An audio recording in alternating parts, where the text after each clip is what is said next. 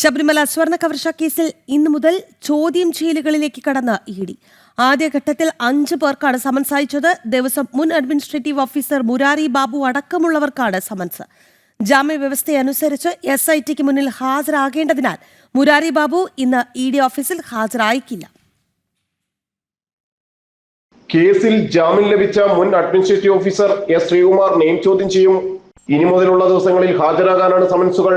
ദേവസ്വം മുൻ administrative officer Murari ബാബുവിനും summons ഉണ്ടായിരുന്നു. Thiruvithamkoor Devaswom board മുൻ പ്രസിഡന്റ് PS പ്രശാന്തിനെയും ഇഡി ചോദ്യം ചെയ്യും. SIT കേസിൽ പ്രതികളായതിൽ നിലവിൽ അറസ്റ്റിലാകാത്തവർ, ജാമ്യത്തിലുള്ളവർ, പ്രധാന സാക്ഷികൾ എന്നിവർക്കാണ് സമൻസ് ലഭിച്ചിട്ടുള്ളത്. സ്പോൺസർ ഉണ്ണികൃഷ്ണൻ പോറ്റിയുടെ ചോദ്യം ചെയ്യലും ഇഡി അന്വേഷണത്തിൽ നിർണായകമാണ്. എന്നാൽ ഉണ്ണികൃഷ്ണൻ പോറ്റി റിമാൻഡിൽ തുടരുകയാണ്. ജാമ്യം ലഭിച്ചില്ലെങ്കിൽ ഉണ്ണികൃഷ്ണൻ പോറ്റിക്കായി ഇഡി കസ്റ്റഡി അപേക്ഷ നൽകും. മുരാരി ബാബു അഡ്മിനിസ്ട്രേറ്റീവ് ഓഫീസറായി ഇരുന്നപ്പോഴാണ് ഉണ്ണികൃഷ്ണൻ പോറ്റിക്ക് സ്വർണ്ണപ്പാളികൾ കൈമാറിയത്. ദ്വാരപാലക ശില്പത്തിലെ സ്വർണ്ണപ്പാളികൾ ചെമ്പുപാളികൾ എന്നാക്കി റിപ്പോർട്ട് നൽകിയതും മുരാരി ബാബു ആയിരുന്നു. പ്രതികൾ SITക്ക് നൽകിയ മൊഴികൾ ഇഡി വിശദമായി പരിശോധിച്ചിട്ടുണ്ട്. ഈ മൊഴികൾ പ്രകാരം തയ്യാറാക്കിയ ചോദ്യാവലി അനുസരിച്ചായിരിക്കും ചോദ്യം ചെയ്യൽ. ജനം, കൊച്ചി.